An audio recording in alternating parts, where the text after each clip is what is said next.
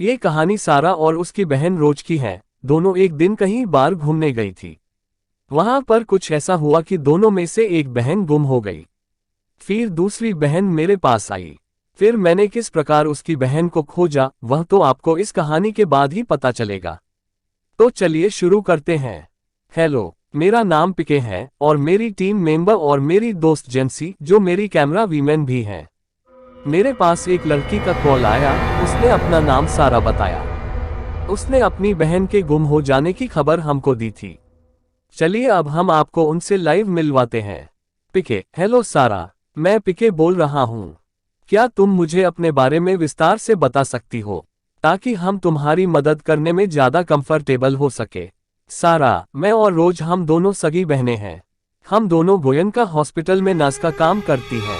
हम दोनों बहनें अपने घर से दूर रहती है। हम हर शनिवार शाम को दोनों बहनें कहीं बाहर घूमने जाती है।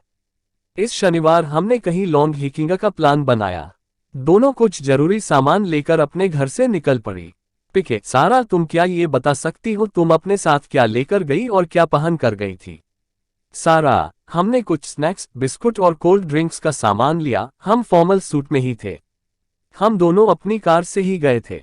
पिके, क्या तुम मुझे वास्तविक लोकेशन भेज सकती हो जहां पर तुम्हारी बहन तुमसे अलग हुई थी। सारा, मैं आपको वह लोकेशन मेल के जरिए भेजती हूँ। पिके, क्या तुम मुझे विस्तार से बता सकती कि वहां पर क्या हुआ था। सारा, जिस लोकेशन का मैंने आपको मेल किया है, ठीक वहीं पर एक छोटी सी घाटी है। वहां पर हमारी गाड़ी बंद हो गई और हमारी गाड़ी की हेडलाइट भी बंद हो गई। शायद हमारी कार की बैटरी डिस्चार्ज हो गई थी। कार में ड्राइव कर रही थी तो रोज ने उतर कर देखा कि गाड़ी को क्या हुआ है। रोज गाड़ी के सामने गई और उसने कार के इंजन को देखने के लिए कवर को फ्लिप अप किया। आगे क्या हो रहा था ये मुझे ठीक तरह से दिखाई नहीं दे रहा था। Hindi horror stories. मैं अंदर बैठी हुई उसका इंतजार कर रही थी, लेकिन बहुत देर से उसकी तरफ से कोई रिप्लाई नहीं आया। तो मैं भी उतरकर बाहर गई। वहां मुझे रोज नहीं मिली। मैंने उसको बहुत आवाज लगाई, लेकिन वहां कोई नहीं था। बहुत देर तक हेल्प के लिए किसी को बुलाने और इंतजार करने के बाद मुझे वहां से निकलना पड़ा। प्लीज आप मेरी बहन रोज को ढूंढ दीजिए। इतना कहकर सारा फुट कर रोने लगी। पिके, सारा प्लीज तुम रो मत। अच्छे से हमारे सवालों के जवाब दो, ताकि हम तुम्हारी बहन रोज को ढूंढने में तुम्हारी मदद कर सके। अच्छा, तुम मुझे निश्चित समय बताओ कि यह घटना किस वक्त हुई। सारा, रात को ठीक 11 बजे। पिके, सारा क्या तुमको किसी पर शक है या तुम्हारा कोई पीछा कर रहा था, या हो सकता है रोज तुम्हारे साथ प्रेम कर रही हो। सारा, वहां पूरी तरह से सुनसान था। हमारे पास दूर दूर तक कोई नहीं था, और रही बात प्रैंक की तो ऐसा मजाक वह कभी नहीं करती। पिके, अच्छा कल हम तुम्हारी बहन के लिए इंक्वायरी करेंगे, तो हम तुमको कल वापस इसके बारे में जानकारी देंगे। अगले दिन की रात को मैं और जेंसी दोनों ठीक उस जगह पर पहुंच गए जहां पर रोज गुम हुई थी। मैंने और जेंसी ने ठीक प्रकार से सभी जगहों पर कैमरा लगा दिए थे। काफी देर तक वहां इधर उधर ढूंढने पर हमको कोई सुराग नहीं मिला। हम दोनों काफी थक चुके थे। जेंसी वापस लौटने को बोल रही थी, लेकिन मैंने उसको 11 बजे तक इंतजार करने को कहा। हम दोनों को नींद की झपकियां आ रही थी, लेकिन मैं वहीं पर खड़ा रहा और जेंसी कार के सहारे खड़ी नींद ले रही थी। 11 बज गए थे। हम दोनों ने कुछ समय बाद वहां से जाने का निश्चय किया। तभी अचानक मेरे सामने वाले कैमरे में मुझ कुछ हलचल दिखाई दी। मैंने जल्दी से जेंसी को बुलाया कि ध्यान से देखो, यहाँ कोई है। हम दोनों पूरे ध्यान से कैमरे में नजर रखने लग गए। हमको धीरे धीरे कुछ हमारे नजदीक आने की आवाज आ रही थी। अंधेरे से एक लड़की निकलकर आई और एक पेड़ के पास आकर खड़ी हो गई। मैंने उसको आवाज दी, लेकिन उसने कोई जवाब नहीं दिया। वह लड़की पास खड़े पेड़ से अपना सर पिटने लगी। मैंने जेंसी से पूछा वह ऐसा क्यों कर रही होगी। उसने बताया कि शायद वह बहुत डर गई होंगी। हमने टॉर्च करके अच्छे से उसको देखा और सारा के द्वारा भेजी गई तस्वीर से मिलान किया। वह रोज ही थी। हम दोनों उसके पास गए और उसको पकड़कर कार में बिठाया।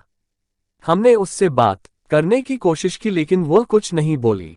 हमने सोचा शायद वह बहुत डर गई होगी, इसलिए वह बेचारी कुछ बोल नहीं पा रही होंगी। हम रोज को उसके घर पर लेकर गए। सार ने दरवाजा खोला। रोज को देखकर वह बहुत ही खुश हो गई। वह रोज को अंदर लेकर गई, उसको पीने के लिए पानी दिया और उसको पूछा कि उसके साथ क्या हुआ था, लेकिन रोज कुछ नहीं बोली। हम दोनों को वापस लौटना था, इसलिए मैंने सारा को आवाज लगाई। मैंने उसको बताया कि हम रोज का इंटरव्यू करने के लिए कल सुबह यहाँ पर आएंगे। इतना कहकर हम वहां से चले गए। मैं और जेंसी दोनों टाइम पर वहां पहुंच गए। मैंने सारा को आवाज लगाई लेकिन कोई उत्तर नहीं मिला। हमने उसका कमरा भी चेक किया लेकिन कोई नहीं मिला। जेंसी को शक हुआ और उसने बताया कि हमको कैमरा चेक करना चाहिए। मैंने पूछा कौन से कैमरा। जेंसी ने बताया कि कल रात को उसे रोज पर शक हुआ था, इसलिए दोनों बहनों के कमरे में कैमरे लगा दिए थे। इस काम के लिए मैंने जेंसी को शाबाशी दी। जेंसी दोनों हिडन कैमरा को निकाल कर लाए और पीसी से कनेक्ट कर दिए। रात को लगभग 2 बजे रोज उठी थी और अपने कमरे से बाहर गई थी। इस कैमरा में इसके अलावा कुछ नहीं था। दूसरा कैमरा में 2 बजे रोज सारा के कमरे में गई थी। रोज ने चुपके से सारा के पैर पकड़े और उसको घसीटते हुए बाहर लेकर गई। इसके बाद क्या हुआ इसका पता लगाने के लिए हमारे पास कोई भी सबूत नहीं था, इसलिए हमने हमें अपनी तहकीकात को यहीं पर निरस्त कर दी। लेकिन अगले दिन हम फिर 11 बजे उस घाटी के पास और रात को 2 बजे उस कमरे में काफी देर तक रुके रहे। हमको लगा कि शायद कुछ हमारे हाथ लग जाए और पता चल सके कि आखिर उन दोनों बहनों के साथ क्या हुआ था। दुर्भाग्यवश हमको कुछ जाने को नहीं मिला। 2 दिन के बाद अखबार में एक आर्टिकल आया था जिसमें लिखा था कि गोयनका हॉस्पिटल की नर्स का हुआ थ्रिलर किलिंग। मैं और जेंसी उन दोनों बहनों के लिए बहुत दुखी हुए थे। पता नहीं उन दोनों बहनों के साथ क्या हुआ होगा, लेकिन जो कुछ भी हुआ होगा बहुत भयानक हुआ होगा। क्या हमको इसकी तहकीकात आगे जारी रखनी चाहिए? क्या है इसकी पूरी मिस्ट्री? अगर आप जानने को इच्छुक हैं तो इसके पार्ट 2 के बारे में तो कमेंट कीजिएगा। हम इसका पार्ट 2 भी जल्दी पेश करेंगे।